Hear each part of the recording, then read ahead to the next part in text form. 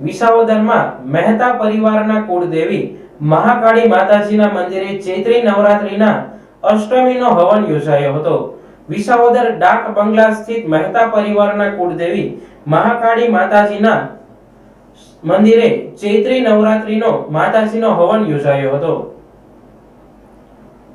વિસાવદર ડાક બંગલા પ્લોટમાં મહેતા પરિવારના કુળદેવી શ્રી મહાકાળી માતાજીનું મંદિર આવેલ છે, જે મંદિરમાં વર્ષો જૂની પરંપરા મુજબ વર્ષની બે નવરાત્રી ચૈત્રી નવરાત્રી અને આસો નવરાત્રી ધામધૂમથી ઉજવવામાં આવે છે।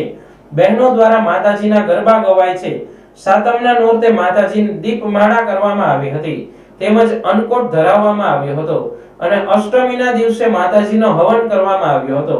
વર્ષમાં મહાકાળી મંદિરે ચૈત્રી અને આસો બે નવરાત્રી ધામધૂમથી ઉજવાય છે અને બંને નવરાત્રીમાં માતાજીનો હવન પણ થાય છે। હવનના દર્શન કરવા અને હવનનું બીડું હોમવા માટે તમામ મહેતા પરિવાર સહિત ગ્રામજનો પણ માતાજીના દર્શન કરવા બહોળી સંખ્યામાં આવે છે। માતાજીના ભક્તોએ દર્શન કરીને માતાજીના આશીર્વાદ લીધા હતા। બોલો મહાકાળી માત કી જય।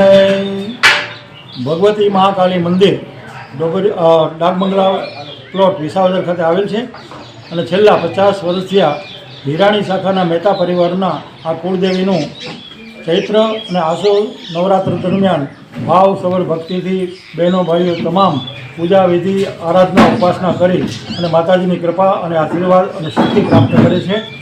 દર ચૈત્ર સુદ આઠમ અને આસો સુદ આઠમના રોજ યજ્ઞનું આયોજન કરવામાં આવે છે અને તેમાં તમામ શ્રદ્ધાળુ ભક્તો અને મહેતા પરિવારના તમામ કુટુંબીજનો ભાવ શ્રદ્ધા પ્રેમ વિશ્વાસથી માતાજીની સેવા પૂજા અર્ચન કરે છે।